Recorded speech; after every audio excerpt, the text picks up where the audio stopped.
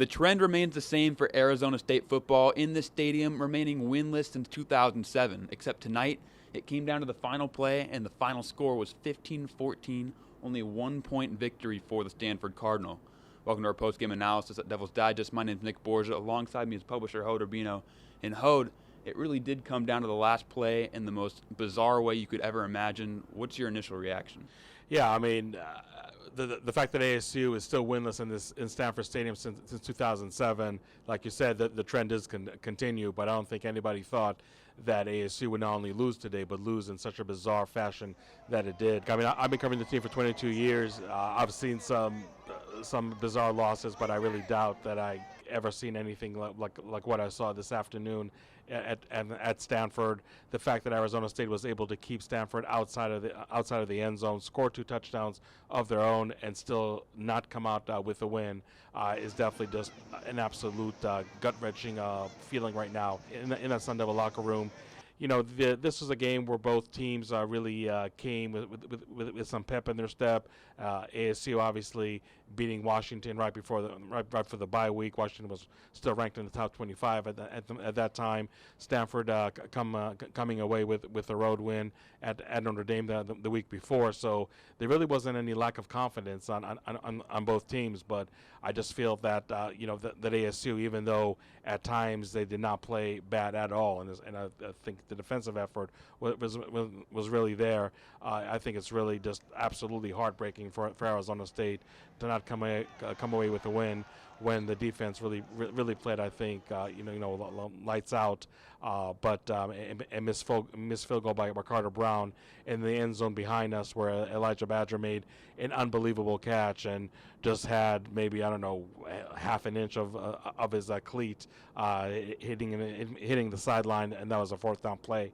And Arizona State right now probably feeling like they did 2 and 3 weeks ago, just feeling that just everything's really stacked against them, and to achieve a Pac-12 win, it's not mission impossible because ASU obviously did it against Washington, but it's just a really tough achievement right now for this team to accomplish. And let's take a look at the offense first. Came out firing. Emory Jones looked good in the beginning, scored 2 touchdowns in the first half, but coming into the second half just came out flat and didn't do any more scoring for the rest of the game.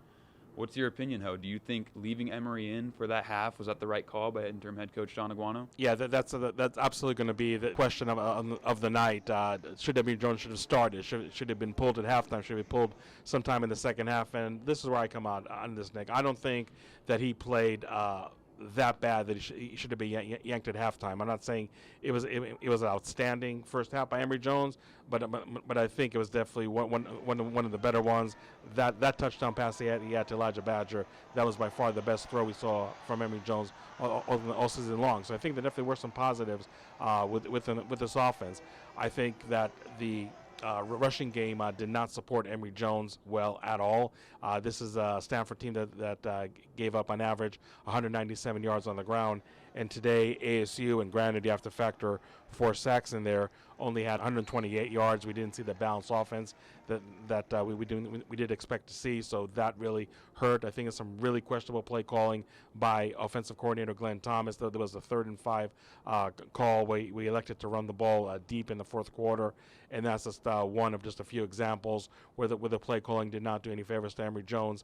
But I will say that the tendency of Emory Jones to hold on to the ball too much and make bad decisions and take sacks definitely did rear its ugly head again today. So I think Emory Jones should not have replaced at halftime, but in terms of Trent Bourguet coming into the game sometimes in the second half, I don't think that was really out of the question for that to happen. Interim head coach John Aguano backed him Emory Jones 100%. He felt that he's not second guessing his decision to have Emory Jones play all 4 quarters. But I really don't think it's too much of a hindsight to say that Trent Bourguet, who right now is not just a question mark, is more of a proven quarterback on this team, should have been playing sometime in the second half, because this game obviously was so close. It was so nip and tuck, and maybe when you bring somebody off the bench like Bourguet, which granted Stanford I know did definitely plan for. I mean, they had the game film from that Washington victory. But nonetheless, I think they may would have had a harder time maybe really defending Bourget if Bourget does enter the game sometimes in the second half. But I don't think it's fair to put everything on Emory Jones. Like I said, there's a multitude of aspects over here that did not help the ASU quarterback.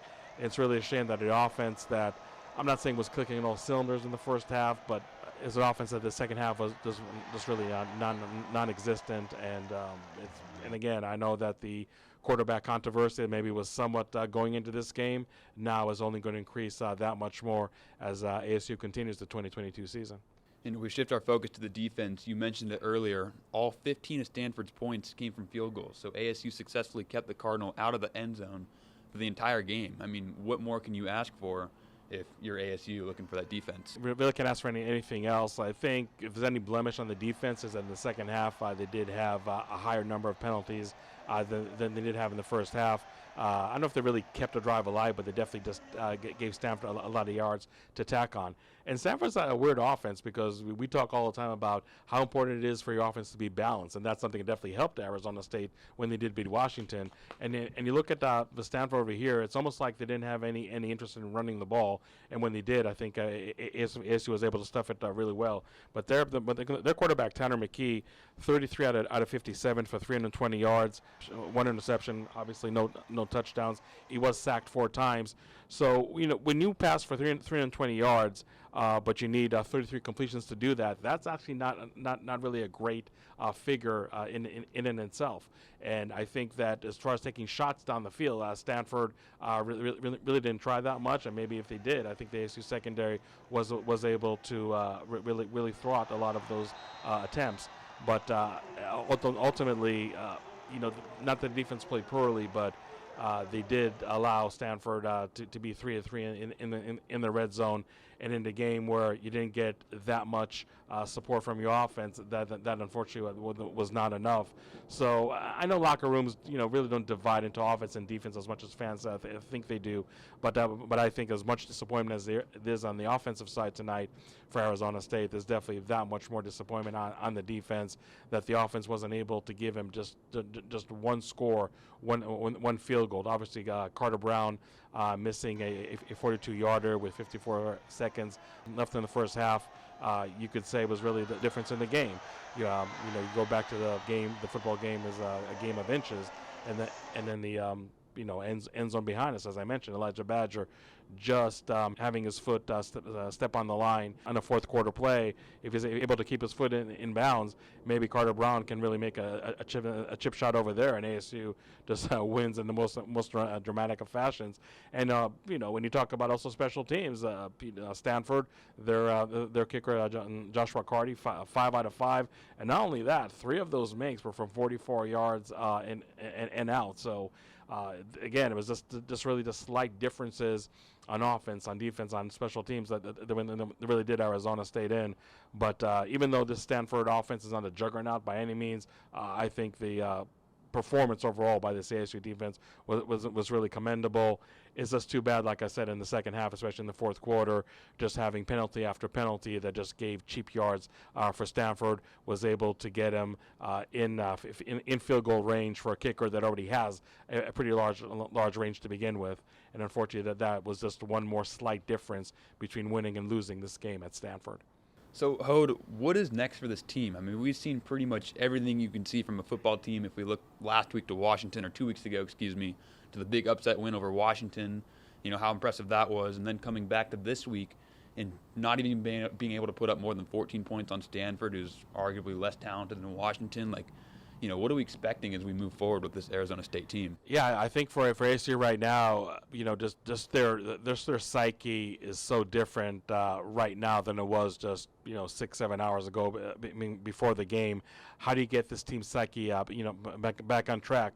This was a winnable game for Arizona State, and everybody pointed to this game and the Colorado game on the road next week as winnable games, as games that could have ASU now be a 500 team, and now it's a brand new season going into the month of November.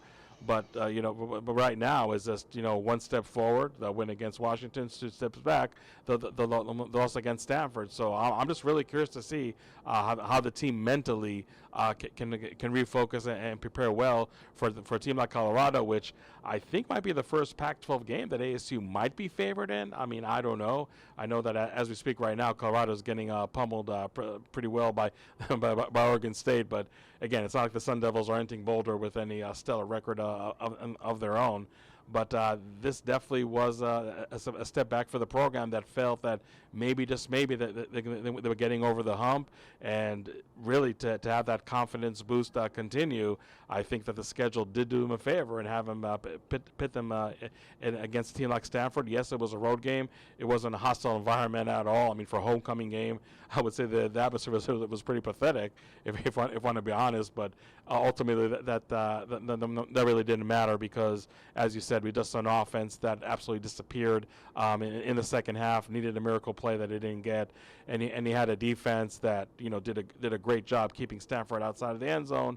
But I felt that some really careless penalties down the stretch allowed them just enough to kick a field goal that was the difference in the whole game. And Carter Brown, who has been absolutely outstanding all season long, misses a 42-yarder, while the opposing kicker for Stanford is obviously all the offense for the Cardinals. So just a really, really frustrating loss, a really, really bizarre loss. And you just wonder how effectively and how quickly ASU can pick itself off the mat heading to a game, which again is going to be a winnable game. But now you wonder, are there going to be just doubts that even a game against arguably the worst team in the Pac-12 in Colorado is right now not going to be anything but a given, just because of what we saw today in Stanford. Well, thank you so much, Hode. We'll be heading back to Tempe tomorrow to keep it up the continuous practice coverage as the game. As we lead up to the Colorado game next weekend. So as always, keep it locked in at DevilsDigest.com.